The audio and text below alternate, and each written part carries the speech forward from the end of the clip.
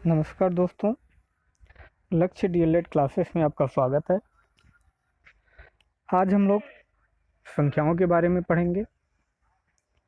कितने प्रकार की संख्याएं होती हैं, ये संख्याएं कौन कौन सी होती हैं, उन पर संक्रियाएं कैसे होती हैं, इन सब के बारे में आज हम लोग पढ़ेंगे। अगर हम संख्या के बारे में देखें तो सबसे पहली संख्या है वास्तविक संख्या।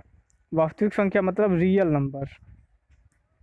रियल नंबर, रियल जो हमारी वास्तव में जो यूज होती हैं, जो हमें दिखती हैं, वो संख्याएं क्या हैं?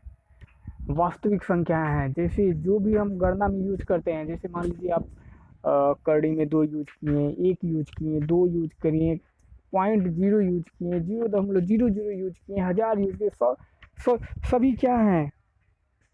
वास्तविक संख्याएं हैं।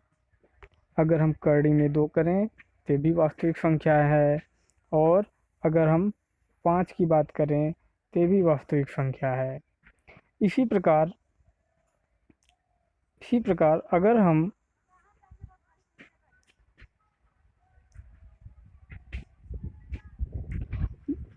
2 लिखें और 0.02 लिखें, अंतर क्या है?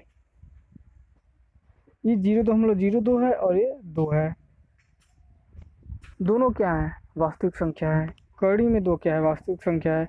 लेकिन अगर इसी के साथ अगर हम आई लगा दें, यानी कि इमेजिनरी, यानी कि यह क्या हो जाएगी? अवास्तविक संख्या या काल्पनिक संख्या। अगर हम किसी संख्या के बाद में आई लगा दें तो क्या हो जाएगा? काल्पनिक संख्या। अगर किसी संख्या के बाद में आई नहीं लगा है तो ये सभी संख्याएं वास्तविक संख्याएं कहलाएंगी। दूसरा है प्राकृतिक संख्या, नेचुरल नंबर।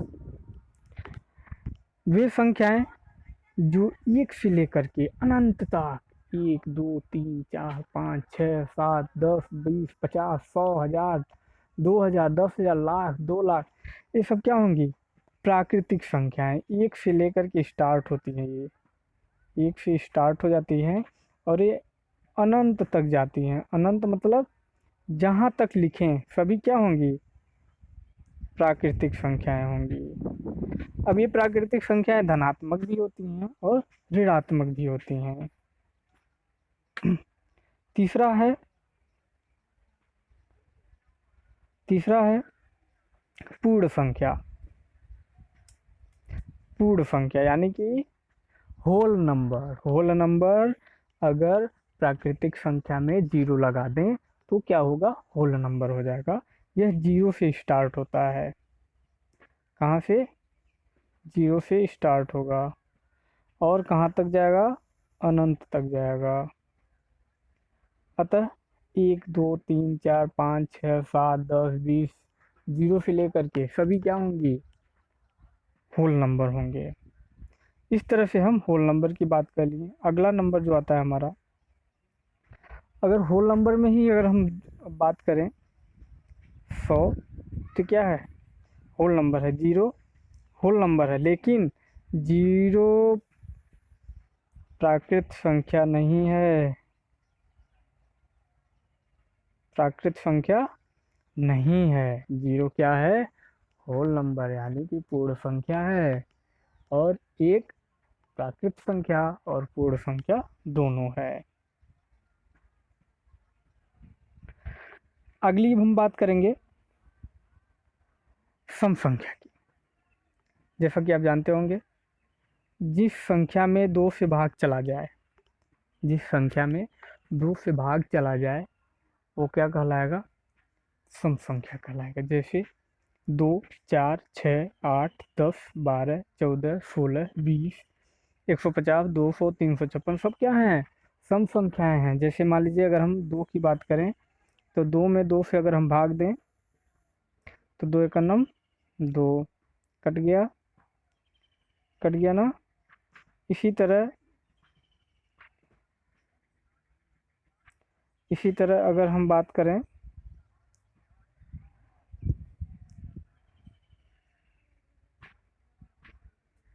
20 की, तो 20 में भी अगर हम 2 से भाग दें तो 2 दहाई 20। तो इस तरह से जो संख्या 2 से भाग चली जाए वो क्या कहलाएगी?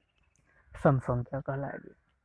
और जिस संख्या में 2 से भाग नहीं जाएगा, वह संख्या जिसमें 2 का पूरा भाग नहीं जाए उसे विषम संख्या कहेंगे। जैसे 1, 3, 5, 7, 9, 11, 13, 15, ये सब क्या हैं? विषम संख्याएं हैं। जैसे देखिए, अगर हम 5 की बात करें तो 5 में अगर हम 2 से भाग दें तो 2 दूनी 4, कितना बचा? 1, यानी कि शेष बच गया। अतः यह विषम संख्या है, सम संख्या नहीं है। अब हम बात करेंगे पूर्णांक संख्या।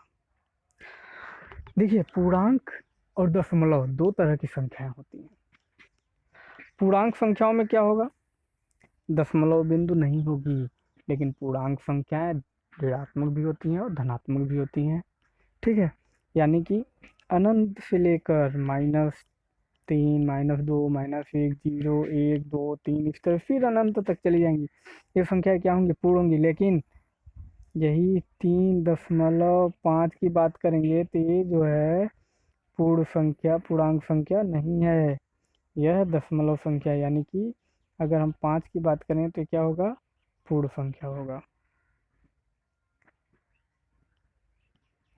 अगर हम 100 की बात करें क्या होगा? पूर्ण संख्या होगा। लेकिन 1.1 क्या होगा? दशमलव संख्या होगी, यह पूर्ण संख्या नहीं होगा। इसी प्रकार परिमेय संख्या। परिमेय संख्या वह संख्या होती है जिसे हम P बटा Q के रूप में लिख सकें। जैसे मान लीजिए, अगर हम 5 कोई संख्या है तो 5 को हम क्या लिख सकते हैं? 5/1 लिख सकते हैं। अतः यह क्या हो गया? परिमेय संख्या हो गया। ये सभी संख्याएं जिन्हें हम बटे के रूप में लिख सकते हैं। यानी कि अगर हम 8/11 की बात करें तो क्या है? परिमेय संख्या है। 3 है, 3 परिमेय संख्या होगा कि नहीं होगा? 3 परिमेय संख्या होगा, क्योंकि 3 को हम 3/1 लिख सकते हैं, उसके मान में कोई अंतर नहीं पड़ेगा। इसी तरह अगर हम बात करें 9 की, तो 9 के बटे भी हम 1 लिख सकते हैं, तो ये भी एक पूर्णांक संख्या होगी। ठीक है, जिसे हम P बटा Q के रूप में लिख सकते हैं। वो सभी संख्या क्या होंगी? परिमेय संख्या होंगी। इस परिमेय संख्या के क्रम में हम थोड़ा और देखेंगे। जैसे अगर हम परिमेय संख्या को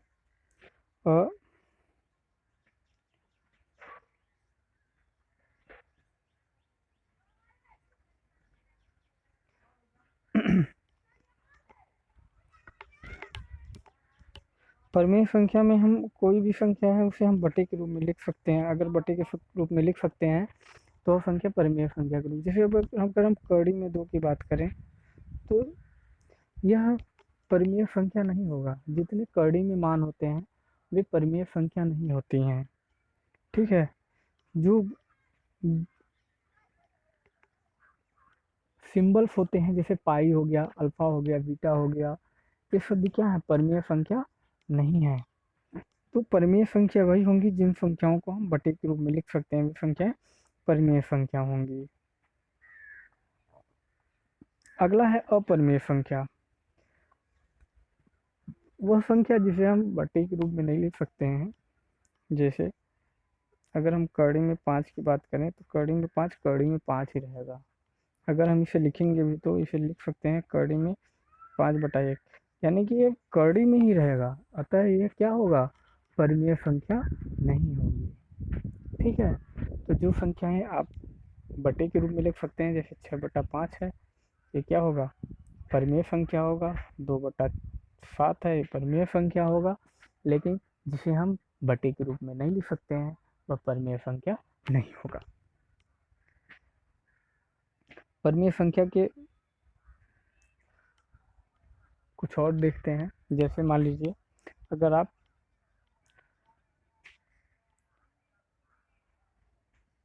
3 गुणे कड़ी में 4 की बात करें तो ये भी क्या होगा, परिमेय संख्या नहीं होगा, क्योंकि परिमेय संख्या और अपरिमेय संख्या का गुणा अपरिमेय संख्या होता है। ठीक है। इसी तरह अगर हम कड़ी में 100 की बात करें तो ये जब तक ये कड़ी में लिखा रहेगा तब तक ये अपरिमेय संख्या होगा, लेकिन अगर इसका हम वर्गमूल निकाल दें तो ये 10 के बराबर हो जाएगा, और 10 जो होता है एक परिमेय संख्या होता है। ठीक है। अगला हम बात करेंगे भाज्य संख्याएं। वे संख्याएं जिसमें स्वयं के अलावा किसी एक या अधिक अन्य संख्या का भी पूरा भाग जाता है। वे संख्याएं जिनमें स्वयं के अलावा किसी एक या अधिक अन्य संख्या का पूरा भाग जाता है। जैसे देखिए ध्यान से, भाज्य का मतलब जिसमें किसी भी संख्या से भाग चली जाए, किसी भी संख्या से, कोई रिस्ट्रिक्शन नहीं है, कोई बाध्यता नहीं है, किसी संख्या से भाग भाग जानी चाहिए, जिसमें किसी भी संख्या से अगर भाग चली जाती है तो भाज्य संख्या कहलाएगी। जैसे 15 है तो 15 में हम 3 से भाग देंगे तो 5 तियाँ 15। ठीक है। तो इस तरह से जो संख्याएं होंगी वो क्या होंगी, भाज्य संख्याएं होंगी। तो भाज्य संख्याएं कौन कौन सी होंगी, अगर भाज्य संख्याओं की बात करें तो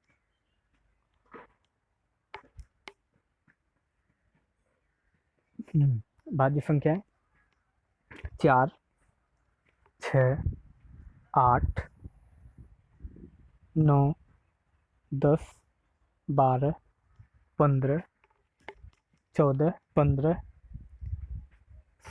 16, 18, 20, 21, 22, 25, 24, ये सब क्या हैं, भाज्य संख्याएं हैं।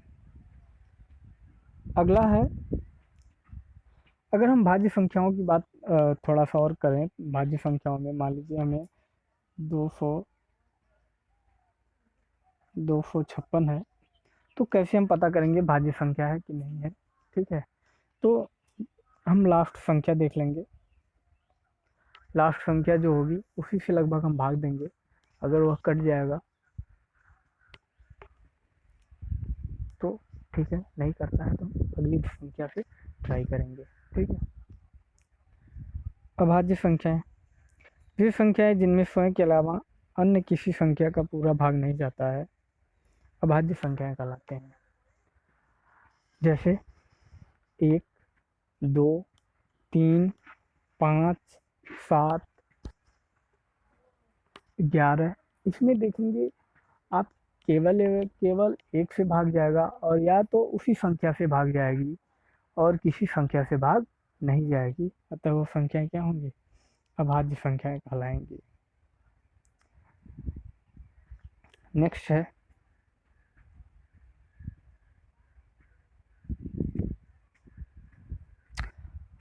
थोड़ा सा परिमेय संख्याओं के बारे में और हम लोग देखेंगे। उसके पहले हम लोग वीडियो को बंद करते हैं।